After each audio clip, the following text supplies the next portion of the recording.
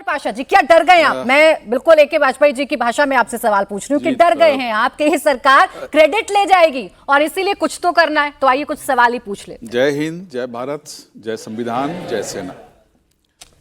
प्राची जी, विडंबना ये है कि जहां हमारी सेना ने पराक्रम का मुजाहरा किया, प्रदर्शन किया और दुश्मन मुल्क को ध्वस्त कर दिया, आतंकवादियों के ठिकानों को लगभग ध्वस्त कर दिया, सारा देश सेना के साथ खड़ा था। देश की जनता सेना के साथ खड़ी थी, सारी विपक्षी पार्टियां सेना के साथ खड़ी थी, सरकार के साथ खड़ी थी। हमारी पार्टी ने भी कहा था ऑल पार्टी मीटिंग में कि हम सरकार के साथ हैं, सेना के साथ हैं, जो भी उचित कदम है सरकार उठाए, सेना उठाए, हम उनके साथ हैं। देश जो है वो बड़ा है, राष्ट्र बड़ा है, और ऐसे विकट स्थिति में जब हम युद्ध के लिए जा रहे हैं उस समय जाहिर है कि हमारी एकता जरूरी है। कब जाकर कंट्रोवर्सी शुरू हुई? कौन इसका जिम्मेदार है? सेना ने पराक्रम अपना दिखाया और दिखा रही थी, बीच में ही सेना के पराक्रम को रोक दिया जाता है। आका ट्रंप के कहने पर सेना के पराक्रम को रोक दिया गया, सीज फायर कर दिया गया और कहा गया कि पाकिस्तान के डीजीएमओ गिड़गिड़ा रहा था इसलिए हमने सीज फायर कर दिया। अरे ये तो बहुत सुनहरा मौका था, पीओके को लेकर के हम लौटते। अनकंडीशनल हमने सीज फायर क्यों किया? हमें कंडीशनल सीज फायर करना चाहिए था। अगर हमें सीज फायर करना ही था तो पीओके की शर्त पे करना चाहिए था। पीओके को आजाद करो, मसूद अजहर को हमें हैंड ओवर करो, सलाहुद्दीन को हैंड ओवर करो, और वो जो दूसरे जो आतंकवादी हैं खूंखार जो वहाँ चलाते हैं ट्रेनिंग कैंप आतंकवादियों के और हमारे देश पर अटैक करते हैं, उनको क्यों नहीं हमने वापस लिया? हमें उन्हें कहना चाहिए था कि उनको वापस करो, क्योंकि उस समय पाकिस्तान बहुत ही कमजोर स्थिति में थी और हम जो कंडीशन रखते वो पूरी करनी पड़ी थी उनको, क्योंकि सीज फायर उनकी जरूरत थी, हमारी जरूरत नहीं थी। कंट्रोवर्सी वहां से शुरू होती है। कंट्रोवर्सी तब शुरू होती है जब कहते हैं ट्रंप साहब कि हमने व्यापार के लिए प्रेशर डाल करके सरकार को मजबूर कर दिया सीज फायर करने के लिए। ये तमाम बातें जब होती हैं और उसकी तरफ से कोई रिबटल हमारी तरफ से नहीं जाता है। हमारे देश के प्रधानमंत्री, वो प्रेसिडेंट ऑफ अमेरिका कह रहा है, उस प्रेसिडेंट ऑफ अमेरिका का जवाब हमारे देश के प्रधानमंत्री की ओर से जाना चाहिए था कि ट्रंप साहब चुप रहिए, माइंड योर ओन बिजनेस, यह हमारा देश है, हम तय करेंगे कि हम सीज फायर के लिए जाएंगे या नहीं जाएंगे। ये क्यों नहीं कहा गया? यहां से कंट्रोवर्सी शुरू होती है। ऑफिशियल स्टैंड पता है? कंट्रोवर्सी शुरू होती है वहां से भी कि जब इस पूरे इशू का राजनीतिकरण किया जाता है। गए थे हमारे प्रधानमंत्री पटना गए, बिहार में इलेक्शन होने वाला है, दो बार गए बिहार में। प्राची जी दो सेकंड, दो बार गए बिहार में, नहीं गए कश्मीर, पहलगाम नहीं गए।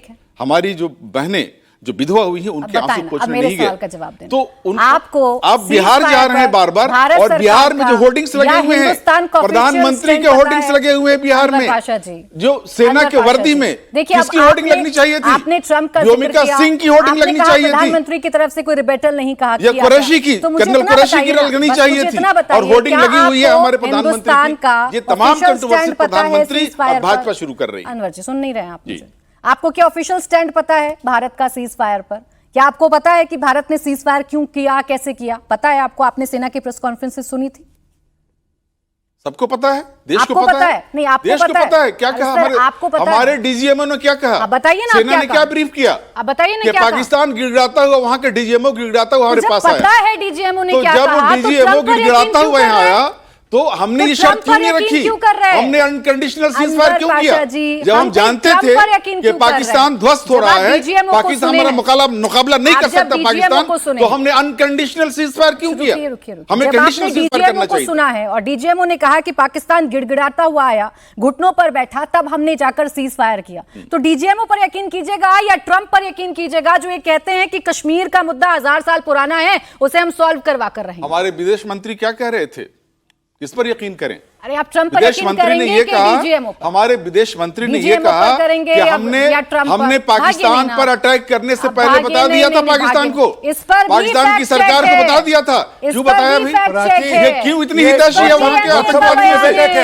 हम अगर बता के अटैक करेंगे, हम उनके ठिकानों पर बता के अटैक करेंगे तो कितने आतंकवादी मारे जाएंगे? सारे के सारे भाग गए थे, सारे भाग गए थे। बहुत सीधा सवाल था कि आप ट्रंप पर यकीन करेंगे या डीजीएमओ पर, तो आप विदेश मंत्री, हम अपने प्रधानमंत्री पर सवाल यकीन करेंगे? पूछती हूँ। प्रधानमंत्री विदेश मंत्री के बयान बयान दें। पर हमारा मुतालबा है कि प्रधानमंत्री पार्लियामेंट का सेशन बुलाएं, यानी सिर्फ वहां बयान प्रधानमंत्री की दें, बात मानेंगे। प्रधानमंत्री ऑल पार्टी सिर्फ मीटिंग में प्रधानमंत्री आए, की बात वहां मानेंगे, बयान दें, DGMO की नहीं वहां मानेंगे। एयर क्लियर हो जाएगी। नहीं, DGMO की जो नहीं भी ये मानेंगे। जितना भी सिर्फ इस तरह की जो प्रधानमंत्री की मानेंगे ना। कंफ्यूजन है वो सब अब हो क्लियर गया हो सकता है। आरपी सिंह एक जी, बयान से हमारे सिर्फ प्रधानमंत्री को बोलना मुंह खोल रहे हैं? प्रधानमंत्री को बोलना, क्यों नहीं जवाब ये सरकार दे देती? मैं फिर कह रही हूँ, पर्सनली ही दे दीजिए। बार बार राहुल गांधी जी पूछते हैं, मल्लिकार्जुन खड़गे साहब पूछते हैं, बात तो होती होंगी आपस में नेताओं की, बता दीजिए एक बार उन्हें कि क्या किया है भारत ने, क्यों किया है और कैसे किया है। मैं पहले एक कागज आ रहा था जब मेरे सपा के मित्र, बड़े काबिल मित्र हैं, वो बयानबाजी कर रहे थे। मैं पहली बात कहता हूं, जो हमारे नेताओं ने जो भी उल्टा सीधा बयान दिया उसका खंडन करता हूं, उसकी निंदा करता हूं। कार्रवाई क्या एक मिनट सुनिए, अरे सुन लीजिए एक मिनट, आपको मैं बोलने दो पूरी बात। मैं भी आपसे पूछूंगा पार्टी से खड़गे साहब को कब बाहर निकालोगे, तब बोल पाओगे? नहीं बोल पाओगे ना। जो खड़गे साहब कहते हैं छुटपुट हुआ, लेकिन खड़गे साहब मतलब आप खड़गे साहब के इन्होंने अब आपको बोला नहीं, अच्छा, आपस में नहीं, आपस में नहीं, इन्होंने बोला आपस में नहीं। सेना को गाली अनवर देते हैं, बादशाह जी, उसको इक्वेट कर रहे हैं, उसको इक्वेट कर रहे हैं। अच्छा आप एक साथ सब बोलना शुरू कर दीजिए, मैं और ऑडियंस चुप हो जाती है, हम डिसाइड कर लेंगे किसकी बात हमें सुनाई है।